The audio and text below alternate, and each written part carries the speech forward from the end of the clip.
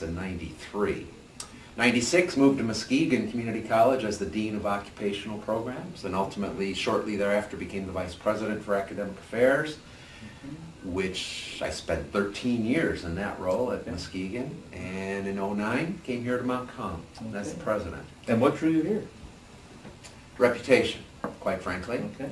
I had quite a few people tell me, through the years, I worked with so many different folks from different colleges, just as you do. I get colleagues from all over the state. And the reputation for Mount Com was always of a place that really cared about students. It was small, but it acted big. Even a colleague of mine at the state of Michigan told me that when this job was posted in 09, that it's a little place that thinks big, and it would be great. I knew Dr. Burns, his reputation as an excellent, long-standing president. I thought, all right, what the heck? It was a goal. It had been a goal to assume presidency somewhere.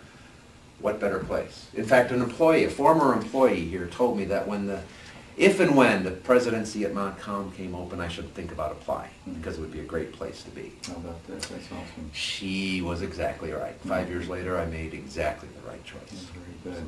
Well, and I will tell you that Karen Carbonelli and I were just talking a short while ago, the chairman of the trustees, and she was saying that when Don when he retired, there was just a real mood of sadness on campus, and the thought was, where are we going to find someone with vision and mission to take it from here? And Karen said that we really struck the gold mine when we found Bob Ferrantino, and everybody I've talked to has felt the same way. Well, that's nice of her to say. It's been a very seamless transition, and entering to a new era with fresh vision and mission has been a delight, so it's been good. Do you know, people told me not to take this job. Really? When I was offered the job, and I was thinking, I asked for give me a day or two to think about this, just to make sure, but people told me not to take it. You know why? Why?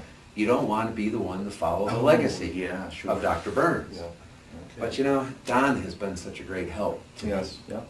We meet regularly still. I still now. see him on campus, sure. He's on campus a lot. He has definitely not done anything to try to, step in or Good. make a problem happen. It's just been great assistance. Good. So it's been mutually beneficial. And now you're creating your own legacy. And we're trying. Yeah, absolutely. Well, shortly after you arrived, one of the first things that I recall in 09 was the thrust to engage in strategic planning and to revisit our mission and vision and values. So talk to us about that and how that became one of your primary early initiatives on campus. Sure. How it came to pass. Sure.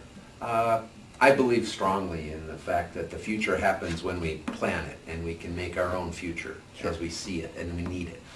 So coming here in 09, it was some of my initial questions of folks as I was getting to know people was, well, what kind of plan do we have? What's our strategic vision for the next few years? And I found out that, it wasn't done similarly here at Mount Com as I had experienced in my past. Okay. Doesn't mean bad, good, indifferent, just different. Yeah. But I knew that I wanted to have a solid plan in place and that we could all get on the same page, if you will, because frankly, if I could come in and say, here's what I want to do, and have everybody turn away and say, who's he? Sure. It's got to be a shared vision. So sure. the shared vision was a critically important point for me, and I thought, what better way to do that? Engage the campus, talk with all different constituencies, together work on looking at that mission and vision and values, and it took us 8, 9, 10 months to get through the process, but I think when we came out at the other end, we were well situated and ready to move on some things. And you engage faculty, staff, community, trustees, who were all involved with that. We tried to get everybody who should have had a voice was given the opportunity to have a voice, and many people took advantage of it, and that was great. Are you doing that? Yeah, interesting. Well, in light of that, what are we planning for our 50th anniversary coming up next year? This coming year is our 50th anniversary. We have a community-wide celebration planned. And I think it's only appropriate that we thank the community for 50 years of support and get a little pat on our own back for things we've done over the 50 years. We'll have campus-wide events. We'll have community events. I know that it's going to be a fun year of birthday celebration. Absolutely. We've got many different groups already enthused about it. Plans are in place as of today in June. We start in August, a couple months from now, with the first event. I'm excited. It's going to be a fun year.